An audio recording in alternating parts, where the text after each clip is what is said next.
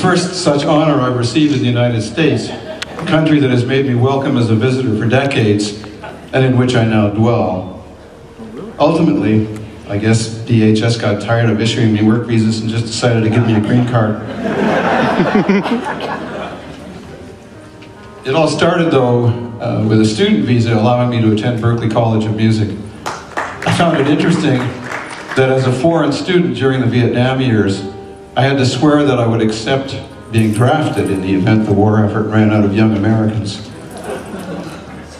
When I started putting out records in the 70s, there was always a visa, as needed, letting me come here to tour. With the radio exposure of Wondering Where the Lions Are, I began to acquire an audience of measurable size. It was with the release of Stealing Fire, though, in '84, that things really took off. That album included a number of songs that grew out of travel in Central America, much of which was at war. Many Americans felt betrayed by their country's complicity in those wars, but there was virtually no public voice for that very large body of dissent.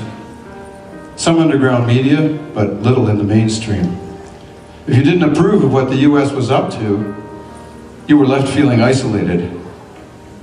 When we took Stealing Fire on tour, it was amazing to see rooms full of people encouraged and uplifted to look around and see that the lyrics spoke to so many besides themselves. Hey, I'm not alone. It was exciting for them and for me. I had not thought much about the effect of the political aspect of my songwriting.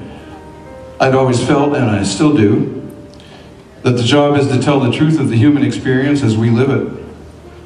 That, of course, includes the political, as well as lust, humor, family, general grumbling, and spirituality.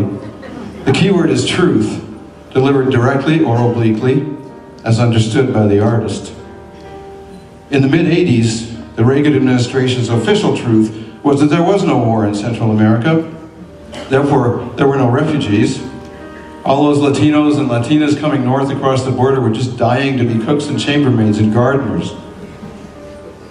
People were dying in Guatemala, in El Salvador, in Nicaragua, slain by weapons and training provided by the US.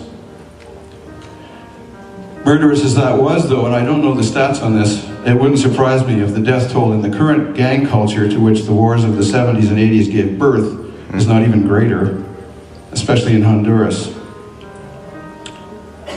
With the attention paid to that album and the song If I Had a Rocket Launcher in particular, I acquired the reputation of being a political singer. Before that, the music business pigeonholers were prone to calling me a Christian singer or things like the Canadian John Denver on account of my round glasses. Fact is, though, the writing I did started from the premise that I'm supposed to distill what I encounter with the human experience into something that can be communicated, shared. I've never been interested in protest for its own sake or in ideological polemicizing. Just fucking tell it like you see it and feel it. If you don't see it and feel it, write about something else.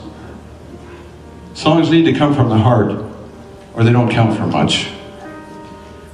That isolation and silencing of dissent as practiced in the Reagan era has, with the growth of social media, kind of swung 180 degrees to where the cacophony of mostly anonymous personal voices, each attached to its own conspiracy theory, tends to shatter truth into kaleidoscopic fragments, reality buried in the resulting avalanche. My truth, your truth, alternate facts. What a fertile medium in which to grow a public tolerance for totalitarianism. This is not lost on those whose narcissism and maybe testosterone level give them the notion that it's their right and duty to tell the rest of us how to live. Okay, all politicians, all human beings operate from mixed motives. It's always tempting to think that what's good for me is good for you too. That's why we need to have dialogue, debate, respect for each other's opinions and feelings. Especially if you want to run a democracy, you must value the expression of these things. Based on that, it seems evident that the current administration is not much interested in democracy.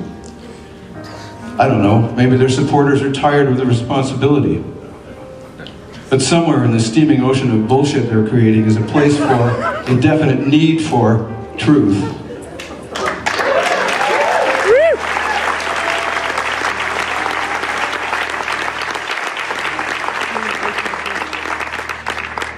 They're trying to stifle opposition across the board by a range of means. Looks to me like they're just getting started. Who will end up being the last line in the defense of truth? Maybe you and me.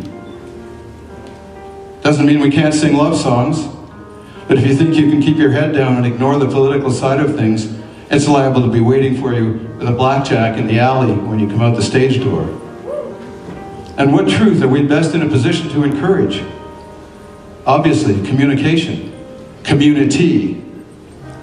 The specific content of a given song is of less consequence than the way in which that song can be a focal point for collective energy. This is an antidote to the echo chambers, the isolation, the false friendships that characterize the online landscape. We could be in for a rough couple of years. We may get tired, but we have to keep singing, keep sharing. Thank you, Folk Alliance, for noticing my work. Thank you, USA, for the hospitality. Thank you all for listening.